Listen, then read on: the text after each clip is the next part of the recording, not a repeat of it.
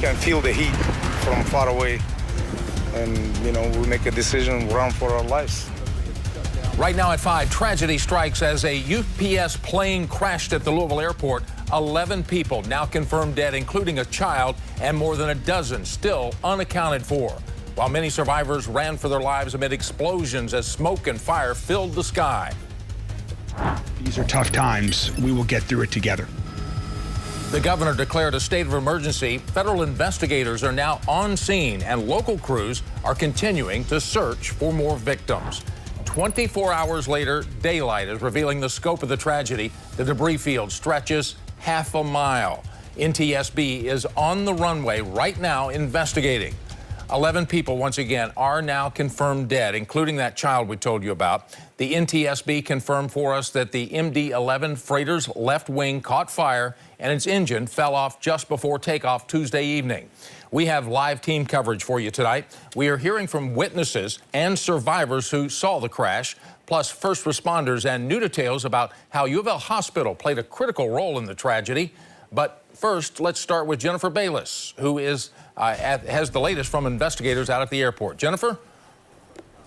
Well, Rick, we just got updates from the NTSB, the Transportation Department, and other officials. And here's the very latest, what we know at this hour. Investigators have recovered the plane's black box or voice recorder. And while there is heat damage to that black box, investigators say that they expect to be able to recover some data from that black box. 11 people are confirmed dead, including all 3 crew members on that UPS plane. Another 16 people still unaccounted for tonight. We also know 2 patients are still in critical condition at the hospital tonight. JCPS announced it will be open tomorrow after being closed today. And Alexis Matthews joins me now to talk about the NTSB, or the National Transportation Safety Board, part of this. You were in that meeting. What's the very latest? Well, Jennifer, today is not as chaotic as yesterday, but still far from normal and things being back to normal here in Louisville after Tuesday's deadly crash.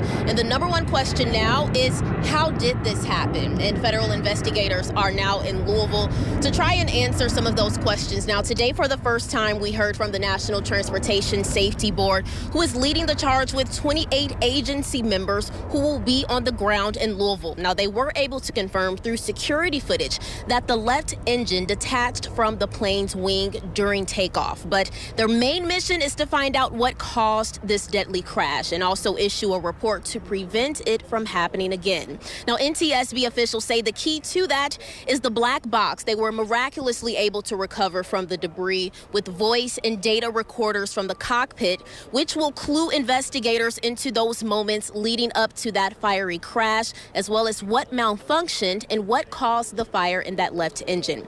Now, it does have heat damage, but NTSB believes they'll still be able to retrieve that data. We don't know until it gets to Washington, D.C. I will tell you that they're manufactured to a very specific standard. Luckily, they were not in a post-impact fire for multiple days or on the bottom of the ocean. So while the fire may have been intense, it is built to withstand that. And once we get them to D.C. and we can open them up and take these steps, and sometimes we have to take multiple steps. Now, it will be multiple, or at least several days before we have a readout of those.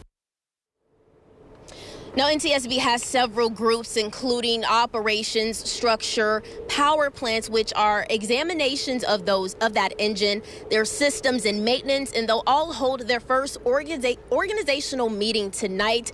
And we expect NTSB to be here for this week or even longer. But officials are clear on a few things. They will not determine the cause of the crash this week.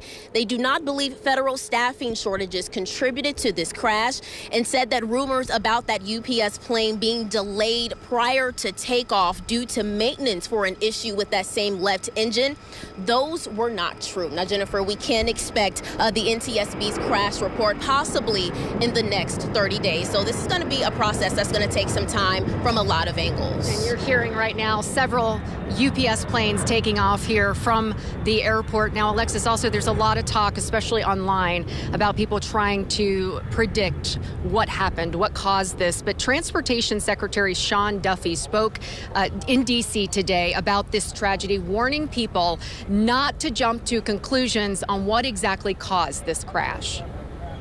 There are a lot of videos online. A lot of theories have been deployed online based on what folks have seen.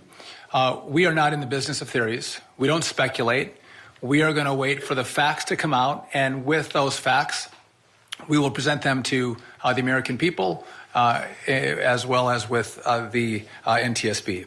I'd also note the FAA has a ground team in conjunction with the NTSB, both of them are doing great work to get to the facts of what happened. I do want to extend my condolences to the families of those who lost loved ones in the crash. And we also just heard from the mayor and Governor Beshear. They visited the site today where the plane first made impact here at the Louisville airport, along with where it came to rest, where it stopped. Beshear described that devastation that he saw. As governor, I've seen a lot. I've had to order freezer trucks in a pandemic. I've walked the line of an F4 tornado through my dad's hometown. I've seen towns hit by flooding we'd only describe as biblical, and what this scene is violent. Where the plane hit, at best, is destroyed. What you see are mangled remnants of what was in its path, completely burnt and blackened. And as that plane plowed through businesses, it exploded right in front of the Kentucky Truck Parts and Services Center right off of Grade Lane. And WLKY's Madison Elliott is live there now after speaking with workers there who really, Madison, barely escaped the explosion. They narrowly escaped it, Jennifer, and they're grateful to be alive. Their security cameras capture the moment the plane crashes and explodes.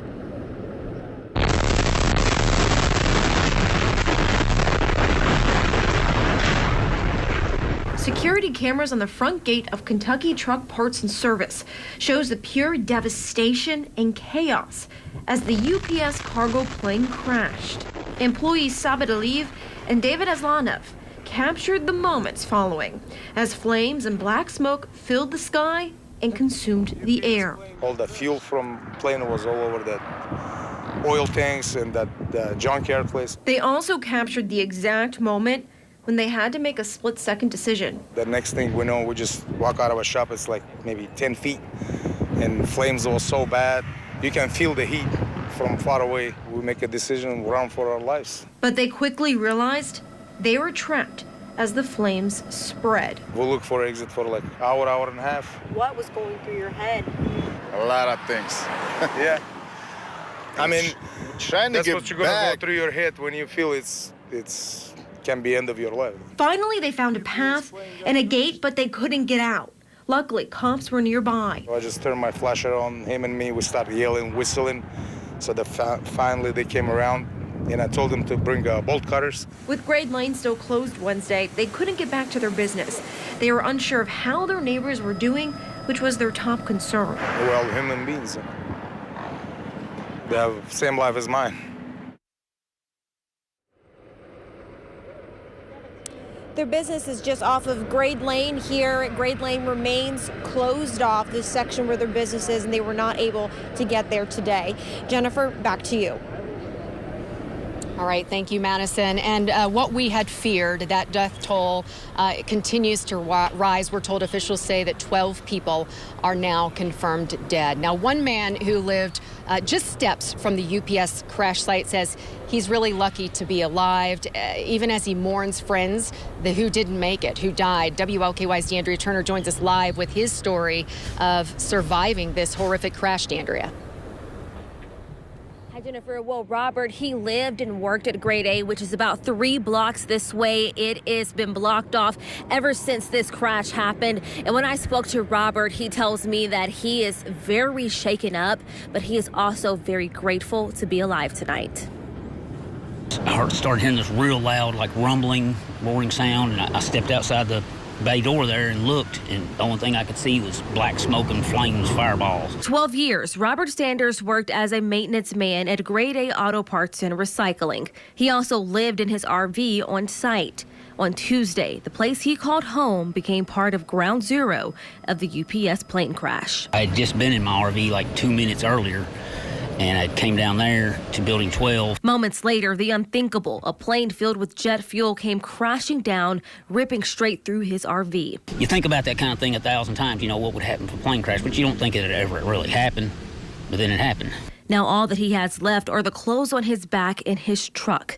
But what haunts him the most are the faces of the 3 friends he'll never see again. I got 3 friends, close friends that are gone. Visibly shaken, he says the memories still play on loop. The sound of the explosion, the smell of the smoke, reminders of how fast life can change. It was terrifying. I'd never been that scared, you know. It's still messing with me.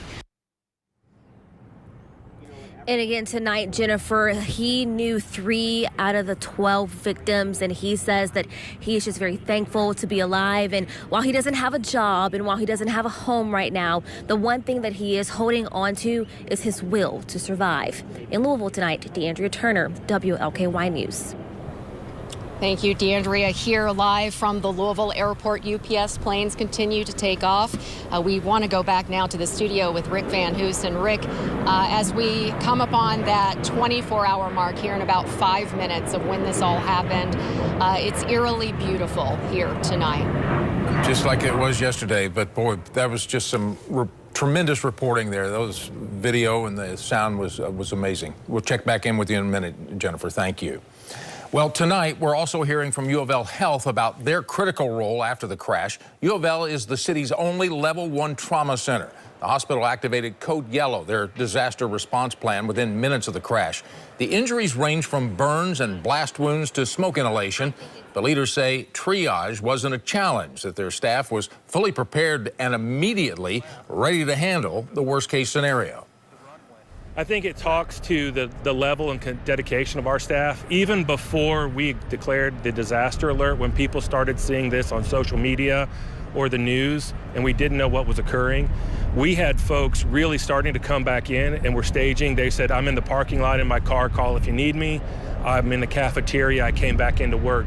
And I think that just talks to the dedication of the people here at U of L Health. Like, this is what we do. This is why we're here. We're here to serve the community. It's a role that we take very seriously and we're honored to be a part of. Well, some businesses very close to the crash site are being told to not drink their tap water. Louisville Water says about 50 customers are under a consumer advisory notice. Those impacted are along Grade Lane from Walters Lane up to the railroad tracks by Crittenden Drive, and also Knopp and Melton Avenue between Grade Lane and Walters Lane. Louisville Water says that they are continuing to test the water and in that impacted area. Now, there was also some concern about the air quality. And Jay, how is it now? Yeah, actually, it cleared up last night, too. The deeper we got into the evening, the air quality is actually in pretty good shape. Let's get to it. Outside, as you can see, bright sunshine. We've had these gusty southwesterly winds helping to mix up the atmosphere, but there's the latest air quality around the metro. You see the blue dot, you see the green dots. Bottom line, we have fair to good air quality, something we've seen for the better part of today, even going back to last night around 10, 11 o'clock and through the overnight. Of course, there's SDF, and the site immediately to the east-northeast is glowing green right now, so fair air quality. On top of that, the wind has been blowing pretty good, as you know, throughout the course of the afternoon, now into almost the evening hours from the west-southwest, and those winds are helping to mix up the air as well, and that really helps with air quality, and that trend will continue, obviously, as we move deeper into the evening. Having said that, we still have the shelter in place. Now, basically, a quarter mile from Grade Lane, it's basically the crash site where there's still all the operations ongoing. And traffic, it's been rough in spots around the metro.